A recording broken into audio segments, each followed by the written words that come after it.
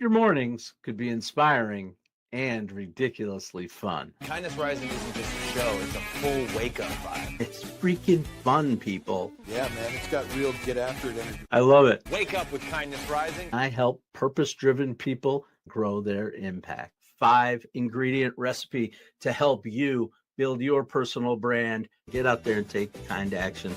If it's live, they'll feel it. On Kindness Rising, we bring you proven strategies and fresh ideas you can actually use. If you're not failing, you're not trying. Exactly. Fail fast, rebound faster.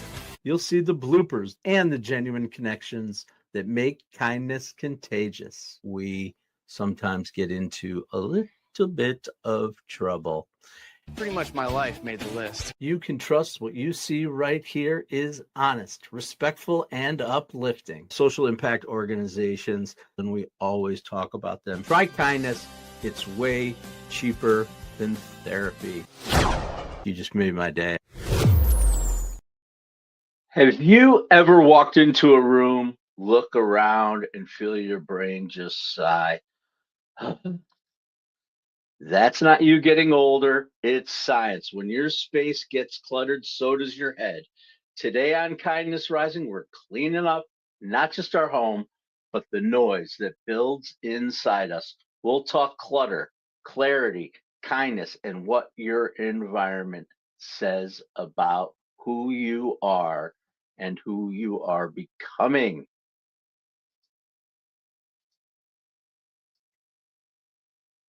This is Kindness Rising.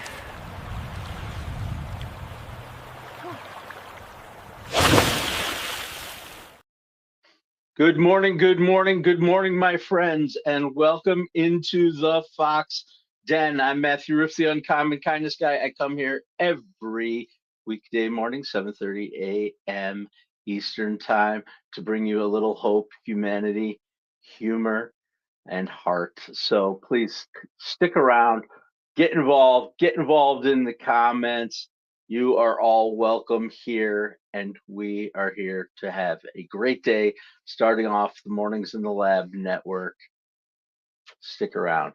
Lady Drew, welcome in. Thank you very much. I got your little message yesterday. Absolutely understandable. Be driven.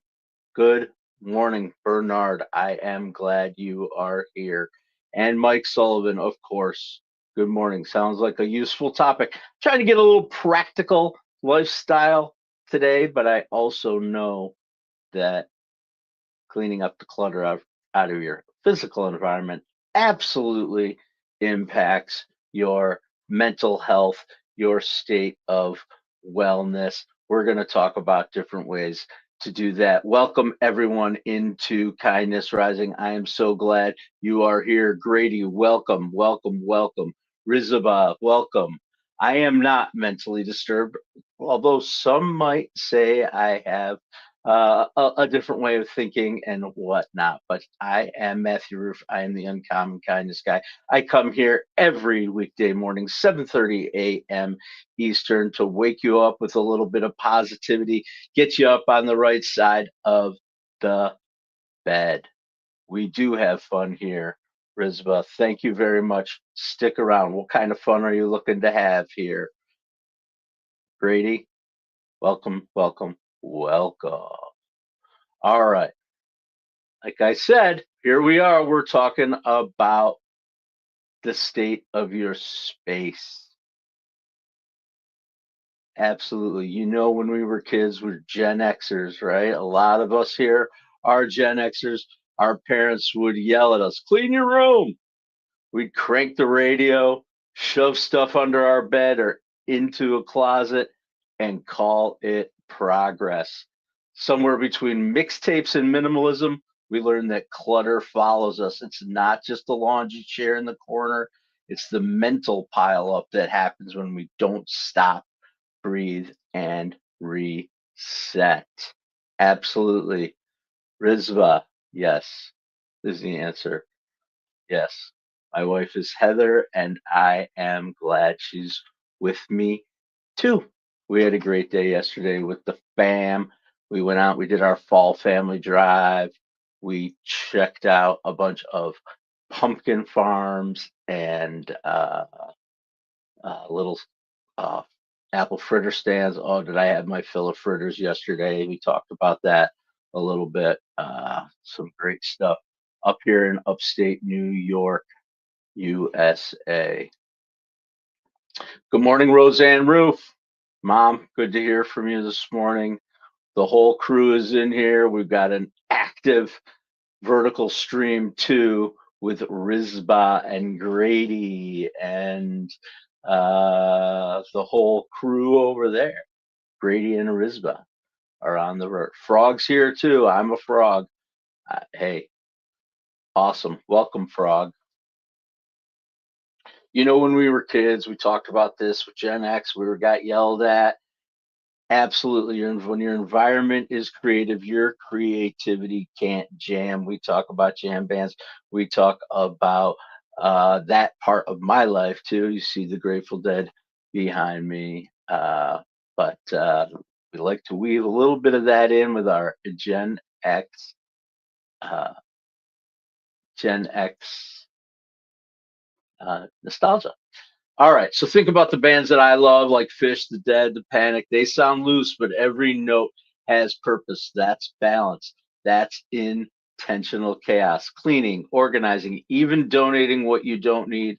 Those are your solo breaks. Little riffs and tune you back into the rhythm of life. All right. We're going to welcome in Cal and Stan and see what they have to say. What's the sage for? It's for energy cleansing. We're purifying the vibe. Dude, the vibe isn't haunted, it's just filthy. See? Even the cat is releasing blocked energy. He's just releasing my coffee, man. I'm gonna need another cup. Reggie's knocking over Cal's coffee, and those guys look like they need to declutter a little bit. Here on Kindness Rising, we talk about the six strings along with Cal, Stan, Reggie, Be Driven, Lady Drew, Roseanne Roof, all the folks that are joining us from all over. Trail Goat, welcome, welcome, welcome. Class of 88, I'm a class of 90 guy. Yes, yes, yes. Thank you very much. Rizba, that's not the stuff we really talk about here, so that's fine. Here at Kindness Rising, we do play on the six strings of life: kindness, balance, action, curiosity, self awareness, and growth. Today, we're tuned to self awareness and action. Self awareness is the mirror, it shows you what's working and what's weighing you down. Action is the movement. It's picking up the broom, the guitar, the courage to start again. Put them together, and you get a rhythm that says, I'm not stuck. I'm just one small step away from harmony.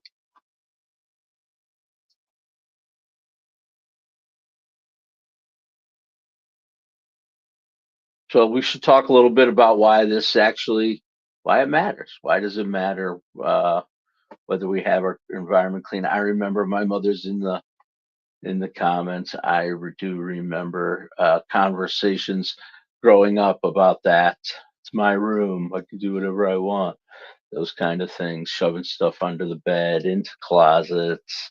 There was a method behind that madness of making our beds and that kind of thing. And I appreciate that because I've taken it into my life in ways I couldn't imagine. I used to be a pretty messy kid. I had the messiest locker in high school. I'd find my lunches under there from like 2 months ago. There was odors of different kinds, gym clothes, wet bathing suits, whatever. I just threw it all in. I don't do that anymore. I got a little bit more organized in my life. Sometimes it gets a little out of hand, but it's the way it goes. But let's talk about why this actually matters, keeping your environment clean. Studies out of Princeton and UCLA found that visual clutter literally competes for attention. It spikes cortisol, clouds focus, and leaves us more irritable. Gen X remembers life before tabs and notification. Now we've got 10 open windows and the kitchen table's got stuff all over it, and we're wondering why we're fried. Cleaning up even for 10 minutes, it gives your brain a mini dopamine hit, that little when you finally see the surface of your desk. And when you bring in nature, a plant, sunlight, a little breeze through the window, your mind resets faster. The environment you build around you quietly builds the environment inside you. So clean up your space and clean up your mind. It isn't just self help fluff, it's neurochemistry. You're wiring peace into your day, one clean drawer at a time. Okay.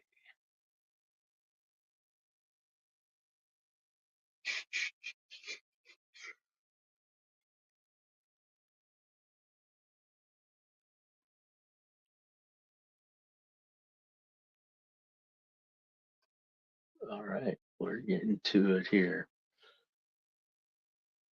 Let's talk a little bit about the practicalities of decluttering. If you'd like to get involved in that conversation, love to hear about what it is that you guys do to keep your worlds clean, organized.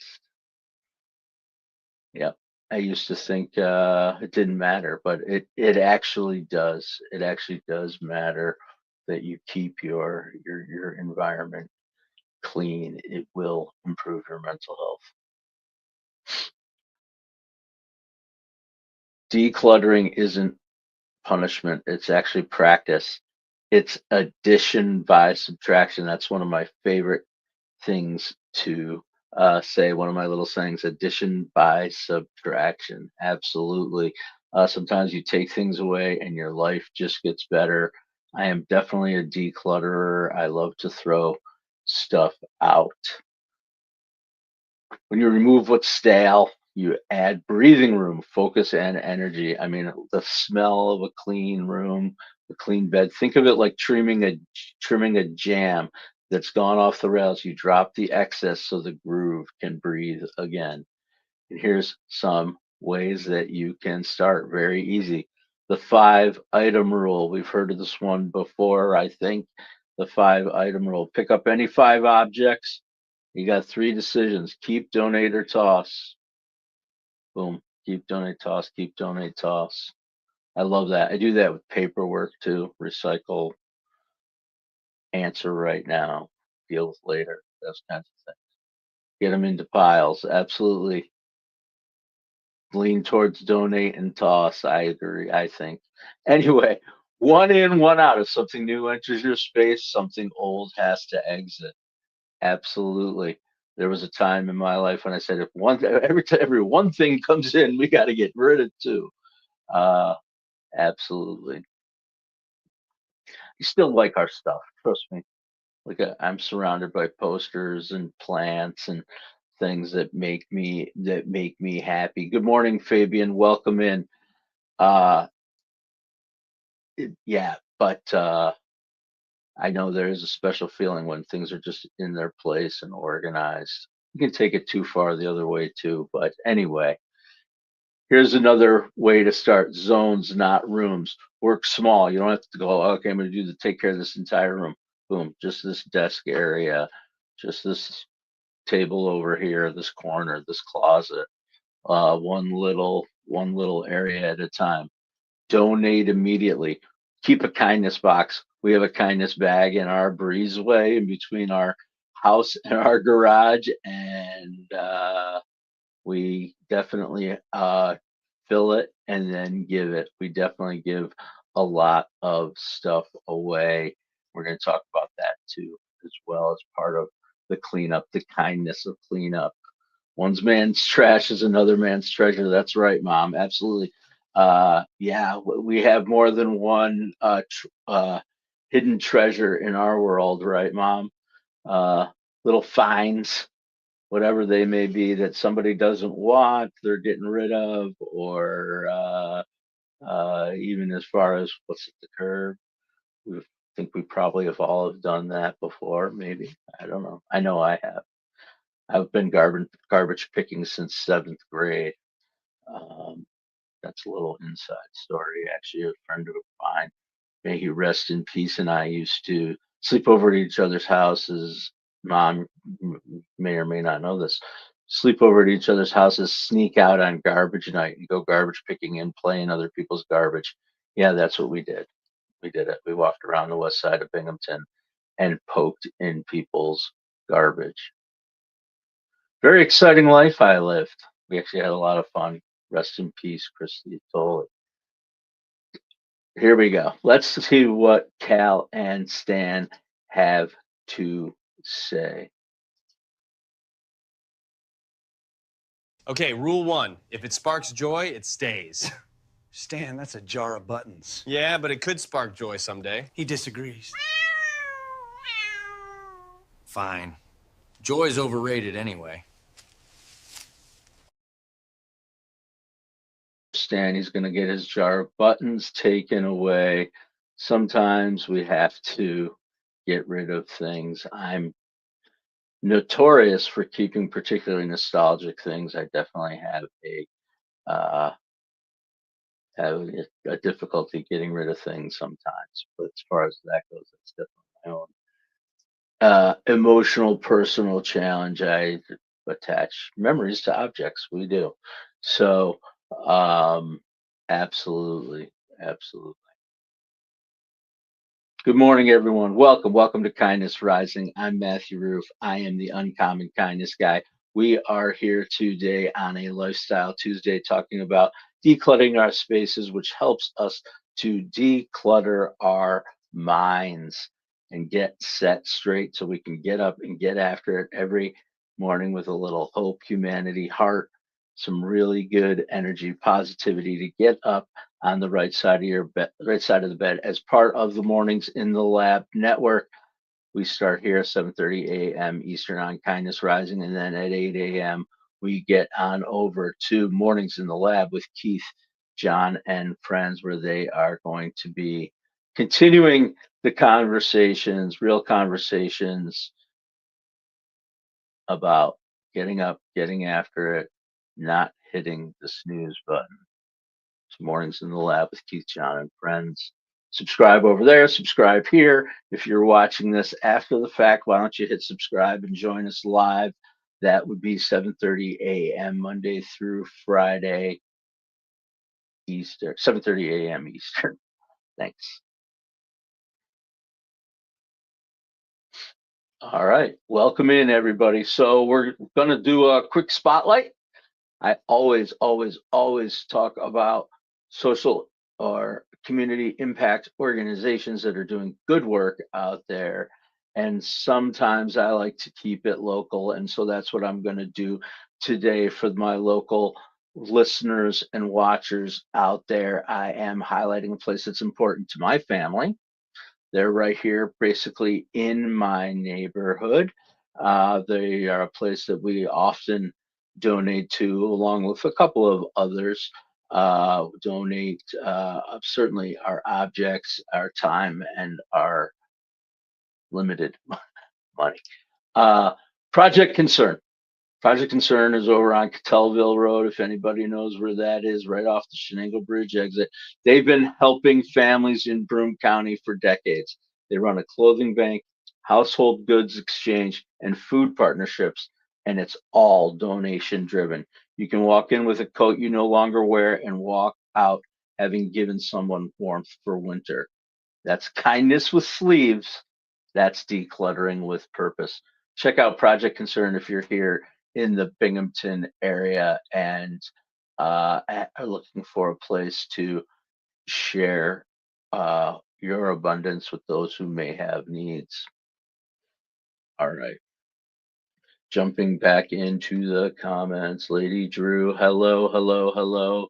Fabian, hope you're still out there. Why don't you tell us a little bit about yourself? If you'd like, we'd love to welcome you into the community. I'm going to take a sip of my coffee.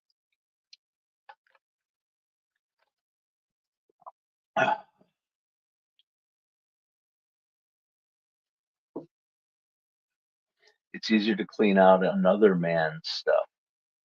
Interesting comment, Mom. I actually think it's easier, of course, because we all attach our emotional, uh, our memories, our emotional baggage, which we carry around. I think Cal and Stan are working on some of theirs too. That comes with objects, but they're just objects. The memories live inside of you.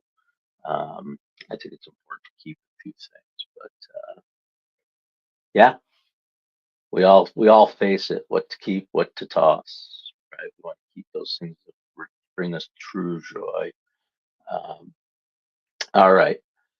The other topic, I was lightening up the load a little bit here, thinking about environments. I don't know if people know this, but in my former life, my part of who I am, I worked in hospitals and health systems, and one of the jobs that I had was running some construction projects, building building new hospitals, basically new care areas, uh, working through the administrative side of that, working with the architects, designers, all those things. We often talked about this colors. Colors is really, really important in our environment. I think people have a lot of opinions about colors. What's your favorite color is one of like the classic questions, right? It's just like, what's your favorite music? What's your favorite movie? What's your favorite color? Even when we were little kids, we all attached meaning and memory and that kind of stuff to color. But color also has obviously a psychic effect on your mental health. Did I say that? Sorry, I got a little distracted there thinking about what I was going to talk about. Colors actually have an effect on your mental health, your emotional well-being. It's science. It's actually been proven. Psychologists say, we know this: blue and greens, they calm the nerves. Those cool colors, yellows and energy lifter. And how about, we grew up with fluorescent lights, right? Harsh fluorescent lights actually create a physical effect in you. It's emotion. They call it emotional static. Warm. It's cortisol kicks in actually from those fluorescent lights that you sit under. Warm lighting that lowers your cholesterol.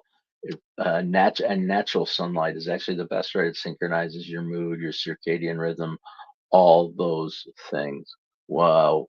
I know I grew up under a lot of fluorescent lights in classrooms and cubicles and in the malls and that kind of things. And that's, I think, one of the reasons why I kind of crave my little nook here, right here in the Fox Den. Ambient lamps, vinyl, warmth. We've been chasing natural light since dial-up. All right, and of course, scent matters too. I have just got a cinnamon broom.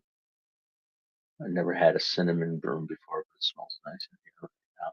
I broke the candle that I had that I was burning in here. Just make it smell nice. Anyway, the smell of coffee. Oh, yeah, I don't know why I wrote that down. The smell of coffee. Loves the coffee. All right.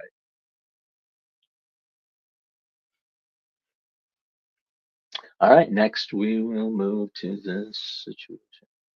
I was checking my time. My time is flying. I have so much other stuff on. Cool. All right. Well, welcome to Kindness Rising. I am Matthew Roof. I am the Uncommon Kindness Guy. I come here every Monday through Friday, 7:30 a.m. to get you started with a little hope, humanity, and a heart.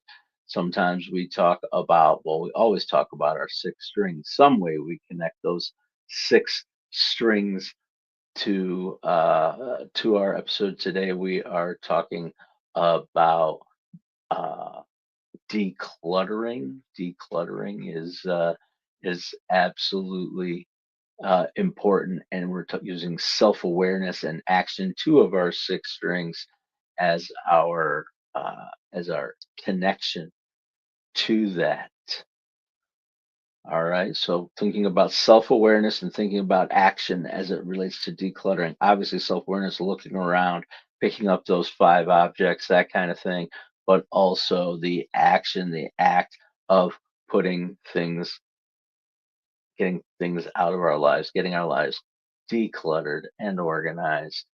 And here are 5 kindness takeaways, 5 things you can do today to declutter your life, which will help you declutter your head and move you forward with positivity. Start small. One drawer is a win. Momentum is the key. Momentum is the key. Get started with something. Start small. Start with a drawer. Start with one little corner of a room, whatever it is. Just get started. Your second takeaway, one in, one out. We already talked about this, but we'll talk about it again. Make space. The same rhythm you make playlists with, that's intentional. Make space. Got it. Interesting. I write things sometimes and I don't know what I'm even saying. Donate with purpose. If you're here in Binghamton, New York, check out Project Concern. There are also many other organizations where you can give to those who are in need. And wherever you are, whatever your community is, please give to those who are in need. If you have stuff that they can use, don't let it sit in closets collecting dust to wear someday or to use someday. There are people with real needs out there in the world. Your clutter could clothe someone's new beginning, right? Giving sometimes just a coat, a pair of socks. Socks are huge. Talked about Bombas yesterday. Socks are the most requested item in homeless shelters. And that's where Bombas got their inspiration for their buy one, give one social approach to the world, so, or to their business. So, yeah. All right. So those are 3. Fourth one is design your mood, your light, your color, and your texture. Build calm right into your backdrop. Absolutely. Think about what's around you and the way that it impacts your state of mental health. Play with it. Change things around and just see how it feels. Pay attention to those little things. It can make a huge difference in your outlook and in your mental health. And last is reflecting weekly. A lot of people have cleaning day, whatever it might be. That's a good way to do it. But clutter returns very quickly. Nature abhors a vacuum, and clutter just keeps coming back. So when the awareness fades, so does the cleanliness and the organization of the of the space. So stay tuned. Absolutely. And speaking of staying tuned, you're going to want to stay tuned for Mornings in the Lab with Keith, John, and friends, our buddies over at the Mornings in the Lab network. And today they are going to be diving into body language techniques that make men more trustworthy. You know, it's wild. Your environment is kind of like your body language, right? A messy room, clear space. I don't know. It's a stretch sometimes. Sometimes it's a long bridge over to Mornings in the Lab, but we always get there. When your physical surroundings reflect the calm you want to project, trust grows both ways. Clean space, open posture, honest presence. That's the real kind of charisma.